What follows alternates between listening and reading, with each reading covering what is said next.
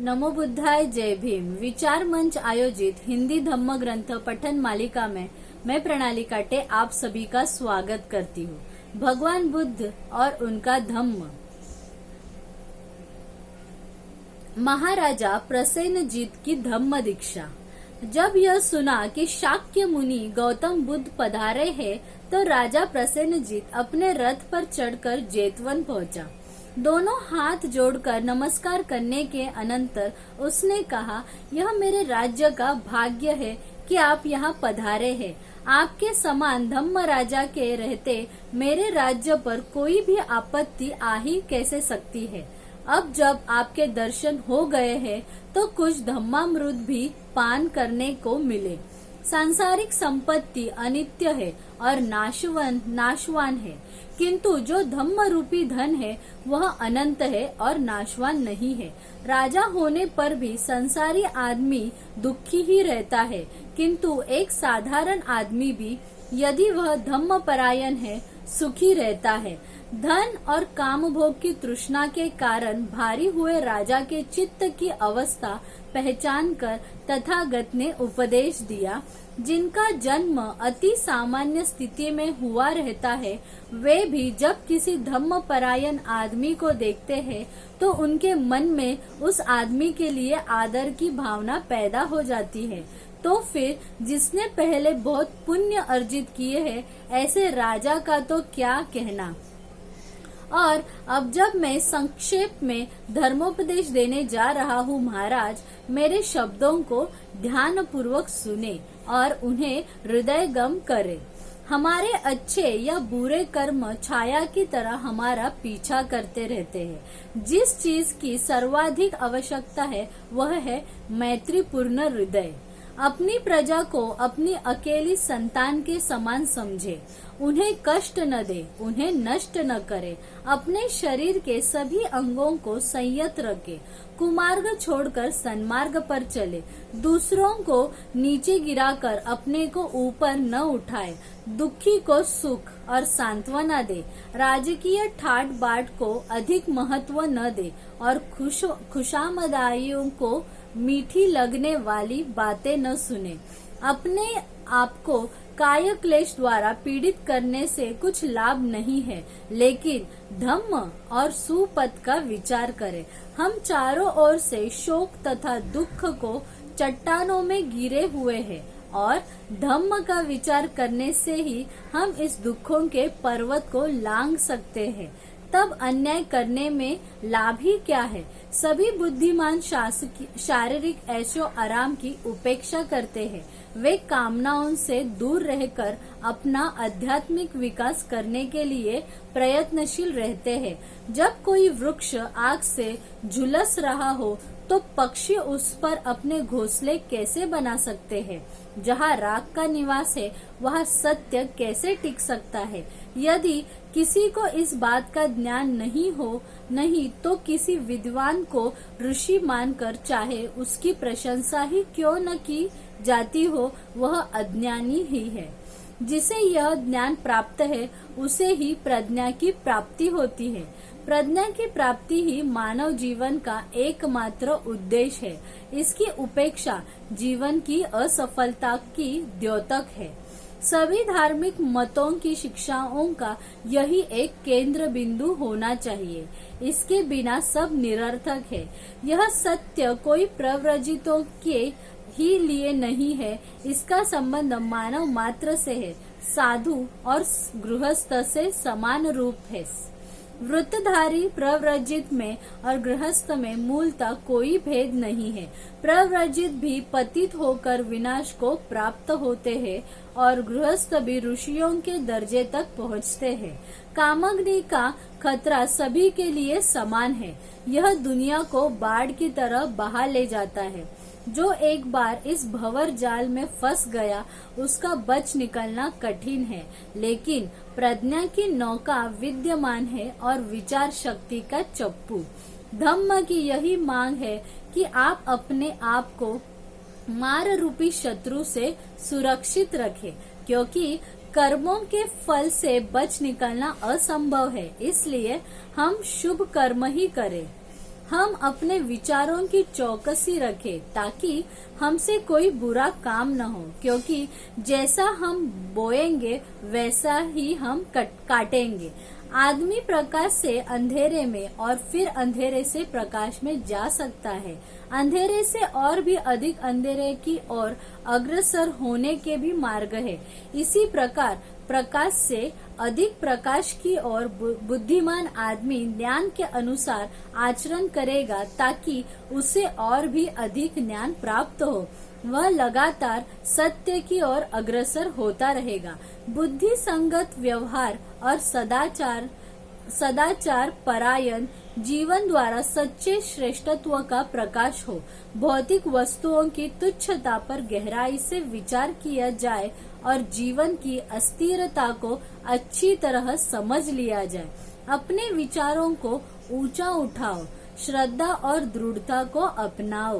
राजधर्म के नियमों का उल्लंघन न करो। अपनी प्रसन्नता का आधार बाह्य पदार्थों को नहीं बल्कि अपने प्रीति युक्त मन को ही बनाओ। इससे सुदूर भविष्य तक के लिए तुम्हारा यश अमर रहेगा। राजा ने बड़े ध्यान से तथागत के अमृत वचनों का पान किया और हर वचन को हृदयंगम किया।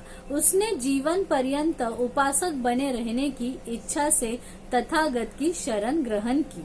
राजवैद्य जीवक की धम्म दीक्षा। जीवक ने राजगृह की एक वैश्या शालवती के गर्भ से जन्म धारण किया था। जन्म के तुरंत बाद ही उसे एक टोकरी में डालकर कूड़े के एक ढेर पर फेंक दिया गया। अज्ञात पिता का पुत्र जो था। बहुत से लोग कूड़े के ढेर के पास खड़े होकर बच्चे को देख रहे थे। राजकुमार अभय का उधर से गुजरना हुआ। उसने लोगों से पूछा। लोगों ने बताया यह जीवित है, इसलिए उसका नाम जीवक पड़ा। अभय ने उसे अपना लिया और पालन पोषण कर बड़ा किया। जब जीवक बड़ा हुआ तो उसे पता लगा कि किस प्रकार उसका जीवन सुरक्षित रहा था।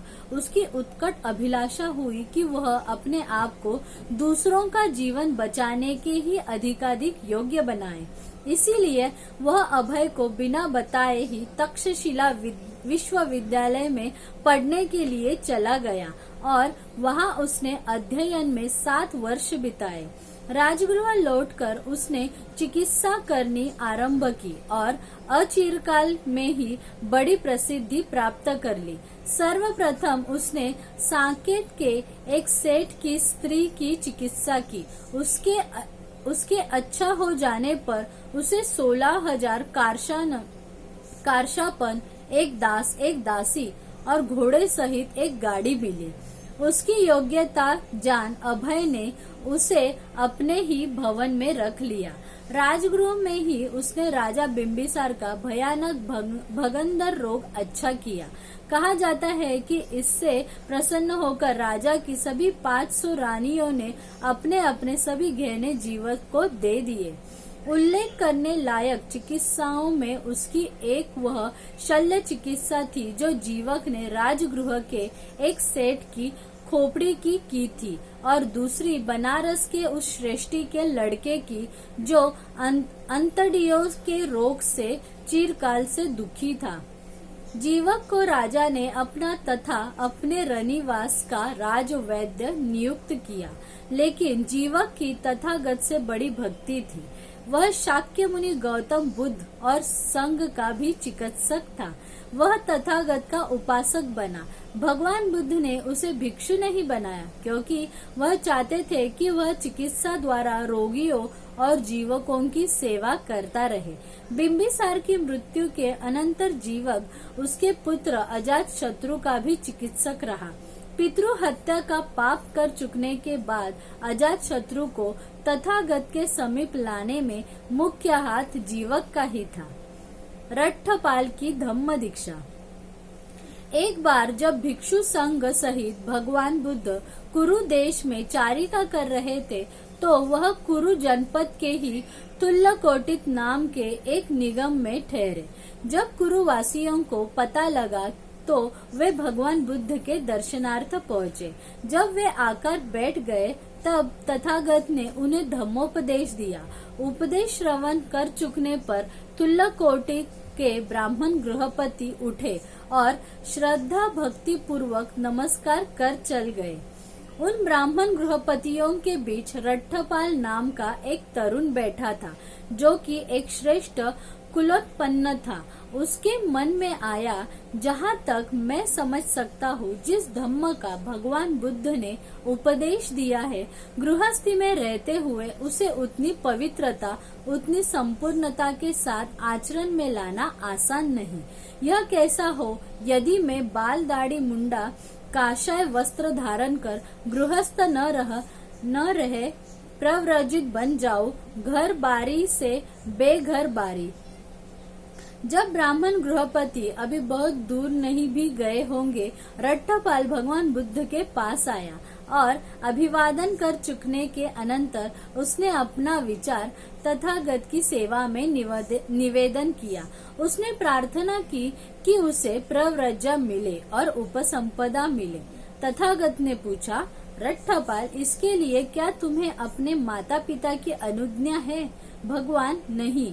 जिन्हें माता पिता से अनुज्ञा प्राप्त नहीं होती, उन्हें मैं प्रव्रजित नहीं करता। तरुण बोला, मैं अनुज्ञा प्राप्त करने का प्रयास करूंगा। वह उठा और अत्यंत विनम्रता पूर्वक भगवान बुद्ध से विदा ग्रहण की।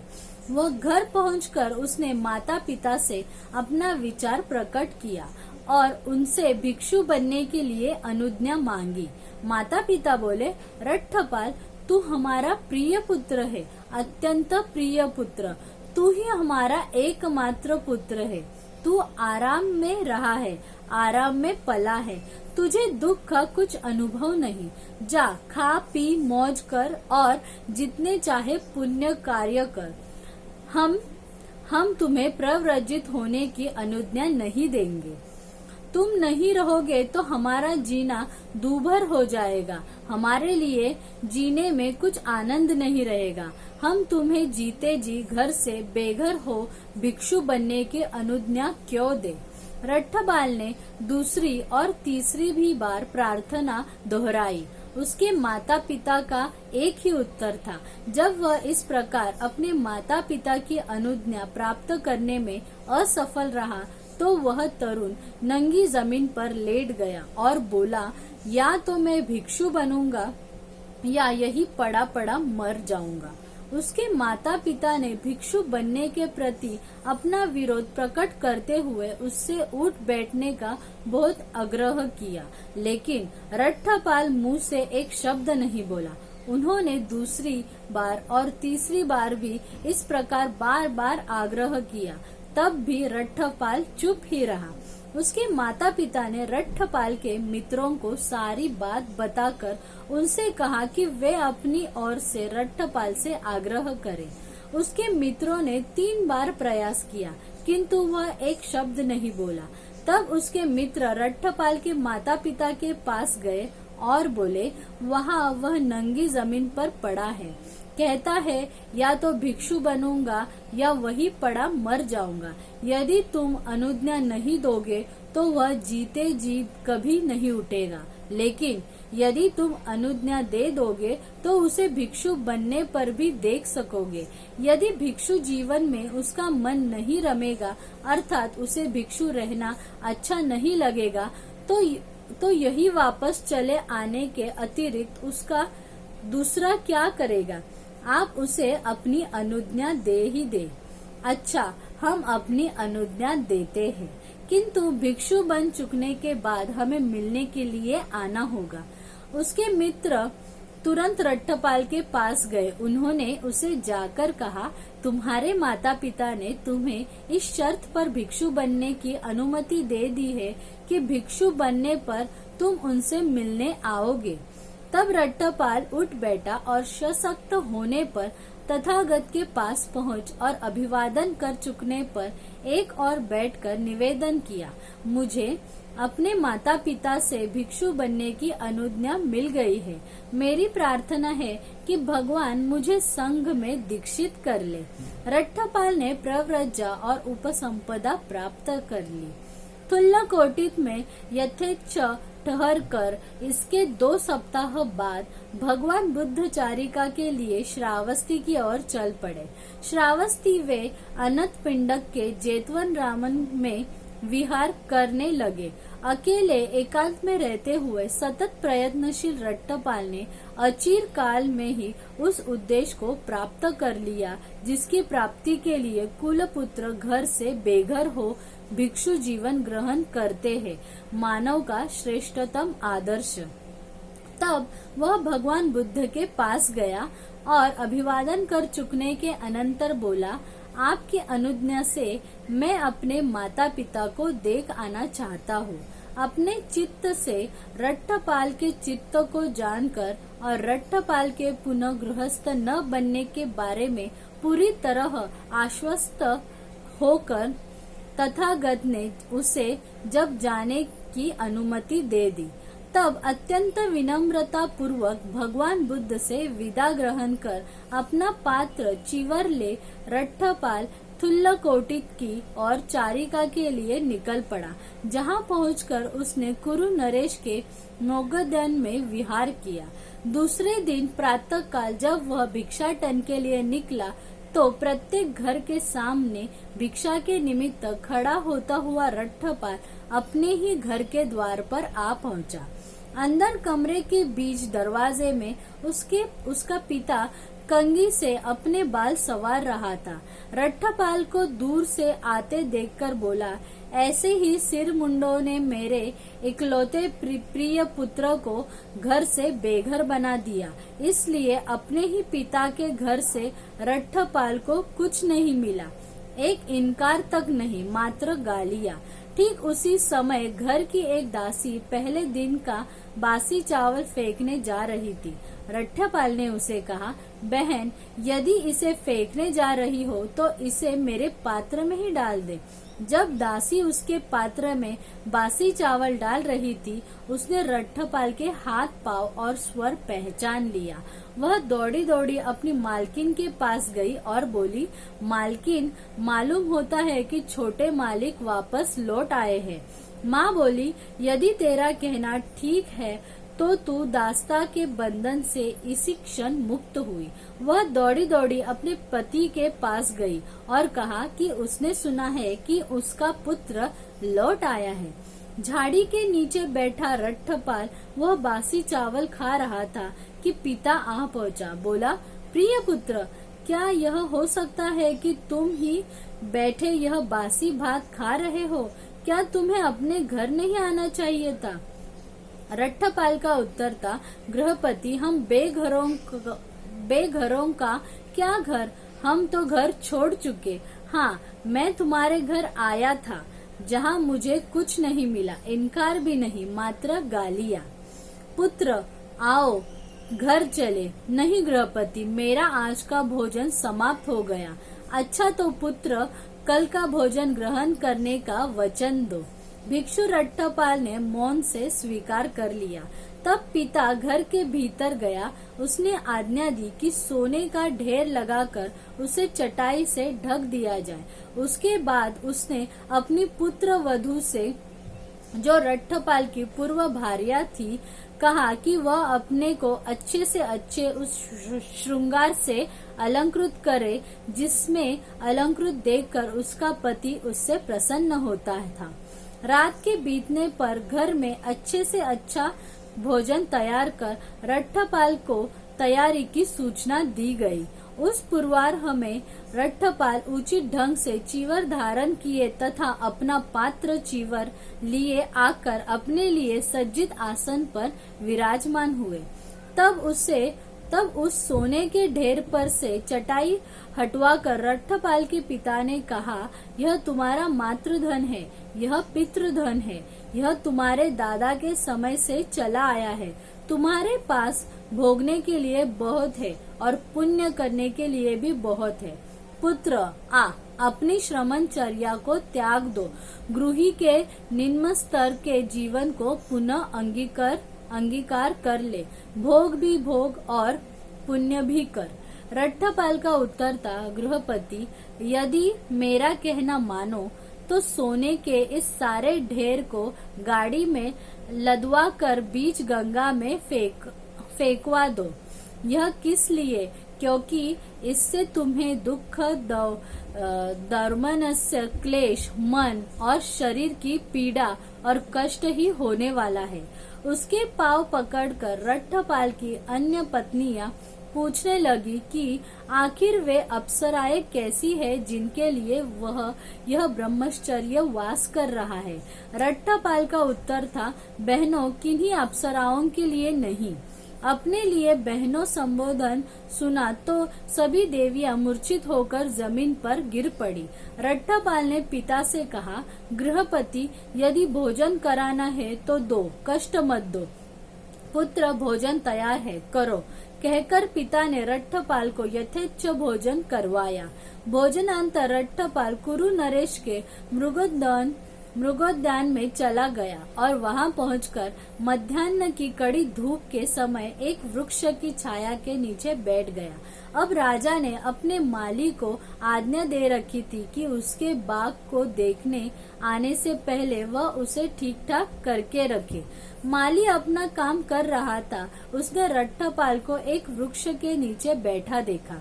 उसने राजा को सूचना दी कि बाग और तो सब तरह से ठीक ठाक है, लेकिन एक वृक्ष के नीचे वह रट्टपाल विराजमान है जिनके बारे में महाराज ने सुना है।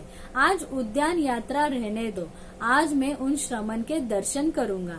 जितनी भी पाथे या आवश्यक था उस सबकी तैयारी की आज्ञा दे। अपने अनुयायियों को साथ ले वह राजकीय रथ पर चढ़ा और रट्टपाल को देखने के लिए नगर से बाहर निकला। जहाँ तक रथ से जाना योग्य था वहीं तक रथ से जाकर और आगे पैदल चलकर अपने अनुयायियों सहित राजा वहां पहुंचा जहां रट्टपाल विराजमान थे। कुशल क्षेम की बातचीत हो चुकने पर स्वयं अभी भी खड़े हुए राजा ने रट्टपाल को फूलों की तरह ढेरी पर बैठने का निमंत्रण दिया। नहीं राजन, आप वहां बैठे, मैं अपने स्थान पर बैठा हूँ। संकेत के लिए गए स्थान पर बैठकर राजा ने कहा, रट्टपाल, 4 तरह की हानियां हैं जिनके कारण आदमी दाढ़ी मूछ मुंडवा काशाय वस्त्र धारण कर घर से बेघर हो जाते हैं। 1 बुढ़ापा, 2 गिरता हुआ स्वास्थ्य, 3 दरिद्रता, 4 निकट संबंधियों का मरण। एक आदमी को लो जो वृद्ध होने पर, बहुत आयु प्राप्त हो जाने पर, जरा जीर्ण हो जाने पर, अंतिम समय के नजदीक आप पहुंचने पर उसे या तो और कमाने में कष्ट अनुभव होता है या जो कुछ उसके पास है उससे गुजारा नहीं चलना तो वह घर से बेघर होने का निश्चय कर लेता है। इसे बुढ़ापे से उत्पन्न होने वाली हानि कहते हैं।